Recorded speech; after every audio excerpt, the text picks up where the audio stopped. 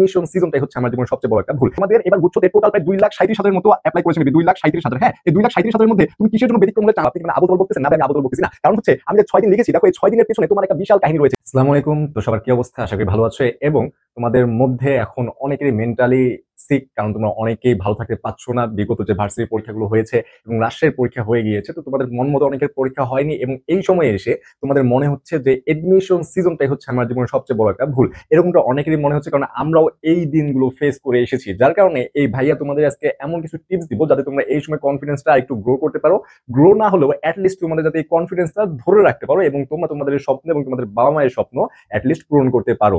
তো এই ভিডিওটি তোমরা যদি ফার্স্ট টু লাস্ট দেখো, তাহলে আশা করি যে তোমাদের এই সময় সবচেয়ে উপযোগী একটা ভিডিও হবে এই ভিডিওটি। তাই ফার্স্ট টু লাস্ট দেখবে এবং চ্যানেলটি যারা এখন সাবস্ক্রাইব করেনি অবশ্যই সাবস্ক্রাইব করে দিবে। তো ফার্স্টে যদি আমি বলি যে গুচ্ছ পরীক্ষার তোমাদের আর বেশি দিন বাকি নেই। এখন তোমরা আমাদের হেডলাইন দেখে বলতে পারো যে ভাই শেষ 6 দিনে গুচ্ছ চান্স পাওয়া সম্ভব? আপনি কি মানে আবল তাবল বকতেছেন? না ভাই, আমি আবল তাবল বকতেছি না। কারণ হচ্ছে আমি যে 6 দিন লিখেছি, দেখো এই 6 দিনের পেছনে তোমার একটা বিশাল কাহিনী রয়েছে। কি কাহিনী? যে তুমি এতদিন থেকে পড়ে আসতেছো, তোমরা যদি কিন্তু একটা মানে পুরোপুরি একটা পড়া হয়ে গিয়েছে, কিন্তু তোমরা একটা কেউ রাইট ওয়েতে গিয়েছো, কেউ রং ওয়েতে গিয়েছো। যার জন্য তোমাদের এই 6 দিনে ইচ্ছা করলে তুমি তোমার ওয়েটাকে রাইট করতে পারো, ঠিক আছে, এক্সাক্ট ওয়েতে তুমি যাইতে পারো। সেই জন্য আমি লিখেছি যে শেষ 6 দিনে গুচ্ছ ভর্তি পরীক্ষা চান্স পাওয়া কি সম্ভব? হ্যাঁ, পসিবল। কাদের ক্ষেত্রে পসিবল সেই বিষয়টি আজকে আলোচনা করব। দেখো ফার্স্টেই তোমাকে এই রাইট ওয়েতে আসার জন্য তোমাকে যে কাজটি করতে হবে সেটা হচ্ছে যে ভাই একটা কোশ্চেন ব্যাংক লাগবে। এটা আমি সবসময় বলে থাকি যে মাস্ট বি একটি কোশ্চেন ব্যাংক লাগবেই। তুমি যে ভার্সিটি ভাই পরীক্ষা দাও, তুমি গুচ্ছতে দিতে পারো, তুমি কুমিল্লাতে দিতে পারো, তুমি হাজিদার এসে দিতে পারো, বা তুমি জগন্নাথ জাহাঙ্গীরনগর যেগুলো পরীক্ষা হয়ে গিয়েছে, আমি বলবো যে তোমার কোশ্চেন ব্যাংক লাগবেই। তুমি তো বোর্ড বই পড়বাই ভাইয়া, পড়ার পাশাপাশি তোমার কোশ্চেন ব্যাংক লাগবেই। এখন তুমি বলতে পারো যে ভাই আপনি সাজেশন দিয়েছেন, সাজেশন দিন দিন চেঞ্জ হয়ে যাচ্ছে। আপনি ঢাকার জন্য একটা সাজেশন দিয়েছেন, এরপরে যে জগন্নাথের পরীক্ষা তার জন্য একটা সাজেশন, জাহাঙ্গীরনগর একটা সাজেশন। ভাইয়া দেখো ঢাকার জন্য যেগুলো ইম্পর্টেন্ট, যেমন আমি প্রতিটা স্টুডেন্টকে বলি যে ঢাকার জন্য তোকে প্রশ্ন ব্যাংক পড়তে হবে। তোকে প্রশ্ন ব্যাংক পড়ার পাশাপাশি ইংরেজির জন্য তোকে বোর্ড বইটা অবশ্যই পড়তে হবে, কারণ ঢাবি এমন একটা ভার্সিটি বোর্ড বই থেকে কোশ্চেন দিয়ে বসে, অনেক 9টা 10 কোশ্চেন চলে আসে। এবার হয়তো বা দেয় নাই, কিন্তু বিগত সালে দিয়েছিল। যার কারণে বলেছি বোর্ড বই পড়তে হবে। কিন্তু আমি গুচ্ছতে এসে বলবো না যে তোকে বোর্ড বই পড়তে হবে ইংরেজির জন্য, কেননা গুচ্ছতে বোর্ড বই থেকে প্রশ্ন করে না, কিন্তু তোকে কোশ্চেন ব্যাংকটা ভাইয়া লাগবে। যার কারণে তুই যদি কোশ্চেন ব্যাংকটা কিনিস এবং কোশ্চেন ব্যাংকটা যাদের যাদের আছে, এবং এই কোশ্চেন ব্যাংকটা হবে কি মিক্সড কোশ্চেন ব্যাংক। তোমার জানো যে গুচ্ছে 19টা ভার্সিটি রয়েছে, এবং 19টা ভার্সিটি আলাদা আলাদা কোশ্চেন ব্যাংক পড়া কোনো কালেই সম্ভব নয়। যার কারণে মিক্সড কোশ্চেন ব্যাংক কিনে আমাদেরকে এমন ভাবে পড়তে হবে একটা রাইট ওয়েতে। সেই ওয়েটা কি? যে আমরা টপিক তো সিলেকশন করে নিব, টপিক সিলেকশনের পাশাপাশি এই যে এই টপিকগুলো বের করে কোশ্চেন ব্যাংকে বের করে আমরা দেখবো যে ওই টপিকের কোন প্রশ্নটা বিগত সালে এসেছিল, এবং ওই প্রশ্নের নিচে আমাদের আরো কিছু প্রশ্ন দেওয়া থাকবে ব্যাখ্যার সাথে। মাস্ট বি 4-5টা কোশ্চেন দেওয়া থাকবে। আমাদের কাজ হচ্ছে ওই যে 4-5টা কোশ্চেন থাকবে, এই 4-5টা কোশ্চেন অবশ্যই পড়ে ফেলা। তাহলে কি হলো, যে টপিক থেকে প্রশ্ন এসেছে তার আরো কি কি প্রশ্ন আসতে পারে সেই প্রশ্ন কিন্তু ওখানে দিয়ে দিয়েছে। তাহলে 4-5টা যদি আমি প্রশ্ন পড়ি, তাহলে হ্যাঁ সেই প্রশ্নের রিপিট না হলেও আমার ওই প্রশ্নগুলো থেকে আসতে পারে, বা সেম টপিক থেকে প্রশ্ন আসতে পারে। তোমাকে এইবার যে সেন্টেন্স তুলে দিবে, আগামীবার যে সেই সেন্টেন্স তুলে দিবে, এর কোনো গ্যারান্টি নেই। না দেওয়ারই সম্ভাবনা বেশি, 99% হচ্ছে যে দিবে না। কিন্তু ওই টপিক থেকে যে দিবে এর গ্যারান্টি হচ্ছে 100%, কারণ টপিক যেগুলো ইম্পর্টেন্ট সেগুলো থেকে প্রশ্ন হয়, 2-1টা এদিক ওদিক হয়, কিন্তু বাকি সবগুলো প্রশ্ন ওইগুলো টপিক থেকেই হয়। যার কারণে তোমাকে সেই টপিক সিলেকশন করে ওই যে প্রশ্নগুলো রয়েছে সেই প্রশ্নগুলো তোমাকে অবশ্যই পড়ে ফেলতে হবে। এবং তুমি বলতে পারো যে ভাই এগুলো পড়লেই কি চান্স হয়ে যাবে? দেখো তোমাদের এবার গুচ্ছতে টোটাল প্রায় 2,37,000 মতো অ্যাপ্লাই করেছে, মেবি 2,37,000। হ্যাঁ, এই 2,37,000 মধ্যে তুমি কিসের জন্য ব্যতিক্রম হলে চান্স পাবে? তোমাদের সিট রয়েছে মাত্র 14,000, তোমাদের 14,000 সিট রয়েছে। তো এই 14,000-এর মধ্যে 2 লাখের মধ্যে তুমি কি বলবা যে সবাই পরিশ্রম করে না, শুধু এই 14,000 জনই পরিশ্রম করে? বলবো যে না, তোমার এই 2 লাখের মধ্যে মিনিমাম 1 লাখ প্লাস তুখর রকমের পরিশ্রম করে, কিন্তু পরিশ্রম করার পরও চান্স পান। তারা একটাই কারণ যে তারা রাইট ওয়েতে পরিশ্রম করে না। এখন তুমি এই 14,000-এর মধ্যে থাকতে গেলে তোমাকে তাহলে কিরকম পরিশ্রম করতে হবে? কারণ হচ্ছে 14,000 অর্থাৎ তোমাকে 17 জনের মধ্যে লড়াই করে একটা সিট পেতে হবে, মানে সিট পেয়ে তোমাকে 17টা লড়াই করতে হবে। অর্থাৎ তুমি 17 জনের মধ্যে তুমি যদি ব্যতিক্রম হতে চাও, তাহলে তোমাকে কি কি ব্যতিক্রম পন্থা অবলম্বন করতে হবে? ফার্স্টেই হচ্ছে এটা যে কোশ্চেন ব্যাংক বের করে যে টপিক সিলেকশন করবা, সেই টপিকের উপর ভিত্তি করে তোমাকে এই প্রশ্নগুলো একদম ভাজা ভাজা করে ফেলতে হবে। তুমি এখন বলতে পারো যে ভাই তাহলে কি বোর্ড বই যেগুলো আছে সেগুলো বাদ দিয়ে দিব? হ্যাঁ, আমি বলবো তুমি বোর্ড বই না পড়লো, তুমি কোশ্চেন ব্যাংক ভাই মাস্ট বি পড়তেই হবে। এটা একেবারেই ইম্পর্টেন্ট। তুমি যখন পরীক্ষা দিতে যাবা, যেরকম ইম্পর্টেন্ট পরীক্ষা না দিয়ে চান্স পাবে না, সেরকম তোমাকে কোশ্চেন ব্যাংকটা অবশ্যই পড়তে হবে। এটাও সেই রকমই ইম্পর্টেন্ট। এরপর হচ্ছে টপিক অ্যানালাইসিস প্লাস শর্টকাট। হ্যাঁ, টপিক অ্যানালাইসিস তোমাকে করতেই হবে ভাইয়া। তুমি যদি টপিক অ্যানালাইসিস না করো, তাহলে তুমি কিভাবে বুঝবা যে কোন কোন টপিক থেকে কোশ্চেন আসতেছে? যেমন আমি যদি ইংরেজি পড়াই, আমি ইংরেজির কথাটাই যদি ধরি, তোমার পার্টস অফ স্পিচ এমন একটা টপিক, এই পার্টস অফ স্পিচ থেকে প্রতিবারই প্রশ্ন আসে, তোমার প্রশ্ন আসবেই, এটা একদম ইম্পর্টেন্ট। এখন তুমি পার্টস অফ স্পিচের কোন কোন টপিক থেকে প্রশ্ন আসে সেই টপিকগুলো তোমাকে দেখতে হবে। এখন আগের বার যে প্রশ্ন এসেছে সেই প্রশ্নই তো আসবে না,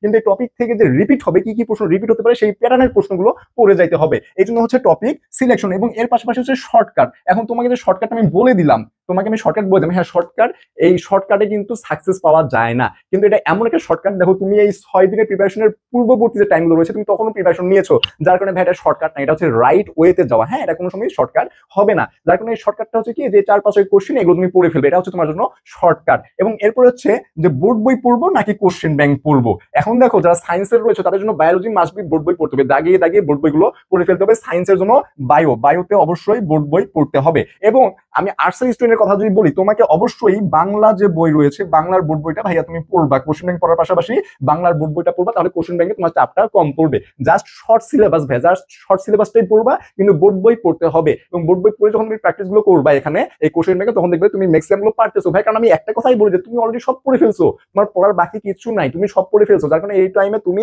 একদম কনফিডেন্সে থাকো এবং টেনশন ফ্রি থাকো যে তোমার পড়া হয়ে গিয়েছে এবং তুমি চান্স পাবা, তোমার জন্য একটা সিট ওয়েট করতেছে, তুমি সিট রিজার্ভ করো। হ্যাঁ, এরপর হচ্ছে যে বলে ফেলাম যে টেনশন ফ্রি, তোমাকে এই সময় টেনশন ফ্রি থাকতে হবে। তুমি দেখবা যে এই সময় তোমার অনেক ফ্রেন্ড চান্স পেয়ে গেছে, ফেসবুকে স্ট্যাটাস দিচ্ছে কি আলহামদুলিল্লাহ অমুক ভার্সিটি এততম, আলহামদুলিল্লাহ অমুক ভার্সিটি সিলেক্টেড। তো তুমি এই বিষয়গুলো মাথা থেকে সরিয়ে জাস্ট তুমি নিজের প্রতি কনফিডেন্ট থাকো এবং টেনশন ফ্রি থাকো যে তুমিও এরকম একটা সিট পেয়ে যাবা। কারণ ভাই তুমি এই সময়টা পার করার পরে যে সময়টায় তুমি ঢুকবা, তুমি যদি চান্স না পাও তোমার জন্য কি কি ওয়েট করতেছে আমি বললে তুমি বিশ্বাস করবা না। যারা সেকেন্ড টাইমে রয়েছে তারা শুধু বিশ্বাস করবে, কারণ তাদের টাইমটা প্রায় শেষের দিকে এবং তারা আরো একবার ফেস করে আসছে। তো তাদের অবস্থাটা কিরূপ তোমরা তাদের দিকে একবার দেখো, দেখে জাস্ট পড়ার স্পিডটা ধরে রাখো। কারণ তুমি এত দূর একটা রাস্তা চলে আসছো, তোমার গোলটা এখানে ভাই, তুমি এত দূর চলে আসছো আর এখান থেকে এখানে গেলেই তুমি তোমার গোলে পৌঁছাতে পারবে। যার কারণে এখানে কখনোই ব্রেক দেওয়া যাবে না, তোমরা এখন এই অবস্থানটাই আসো। তো তোমরা একটু জায়গা জাস্ট অতিক্রম করো, দেখো তোমার জন্য সাকসেসটা অবশ্যই অবশ্যই ওখানে অপেক্ষা করতেছে। এবং এরপরেও যাদের সমস্যা হচ্ছে ভাই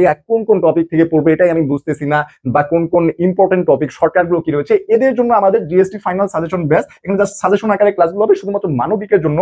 এবং তুমি যদি এখানে পড়ো তাহলে কি হবে যে তোমার যে গাইডলাইন একটা প্রয়োজন এবং শর্টকাট গুলো দাগিয়ে দেওয়া এবং টপিক গুলো দাগিয়ে দেওয়া, কোশ্চেন ব্যাংক দিয়ে সলভ করে দেওয়া, এগুলো আমরা তোমাদেরকে করে দিব। আমরা কিন্তু তোমাদের মতো অতটা পরিশ্রম করি না ভাই, কিন্তু তাও তবু আমরা পরিশ্রম করি। তোমাদের জন্য ভিডিও বানাতে হয়, তোমাদের জন্য ক্লাস বানাতে হয়, সাজেশন বানাতে হয়। আমাদের তো সাজেশন আকাশ থেকে পড়ে না, আমাদেরকে বানাতে হয়। এবং আমি একটা কথা বারবার বলি যে সাজেশন বলো বা আমরা যে মাঝে মধ্যে বলি যে কাটমার্ক এরকম থাকতে পারে, অনেকে বলো যে ভাই আপনি ভুল বলছেন, এটা সেটা দেখো ভাই, এটা আমার অ্যানালাইসিসে মনে হয়। আমি কখনোই বলি না যে আমি 60 মার্ক বললাম কাটমার্ক, এই 60-এই তোমরা চান্স পাবা, 60-এর 1 মার্ক কম বেশি হবে না, এটা আমি কখনোই বলি না। আমি বলি যে কম বেশিও হতে পারে, কারণ আমি তো পরীক্ষা দিইনি ভাইরা, পরীক্ষা দিয়েছিস তোরা, যার কারণে তোরা বলতে পারবি কতটা মার্ক থাকে তোরা চান্স পাবে। কিন্তু আমার প্রেডিকশনে মনে হয় যে 60 মার্ক থাকলে অথবা চান্স হতে পারে। হ্যাঁ, তো মতামতের কম বেশিও হতে পারে, যার কারণে তোমাদের যারা এখনো বুঝতে পারতেছ না যে কোন কোন টপিক থেকে পড়তে হবে এবং আমার একটা পূর্ণাঙ্গ গাইডলাইন প্রয়োজন জাস্ট এই 6 দিনের জন্য, যে আমি কই থেকে পড়বো কিভাবে পড়বো, একটা বড় ভাইয়ের প্রয়োজন আমাকে দেখাই দিবে এই জায়গা থেকে পড়ো, এবং আমি সেই জায়গাগুলো পড়বো যাতে আমার প্রিপারেশনটা আরেকটু গুছানো হয়। কারণ তোমাদের প্রিপারেশনে আর কিছু নাই, তোমরা অলরেডি প্রিপারেশন নিয়ে ফেলেছো, কারণ তোমাদের যেসব পড়ার প্রয়োজন ছিল তোমার সব পড়ে ফেলেছো, যার কারণে তোমাদের গুলাই যাচ্ছে। এখন কোন কোন টপিকগুলো আবার একটু রিমাইন্ডার করতে হবে,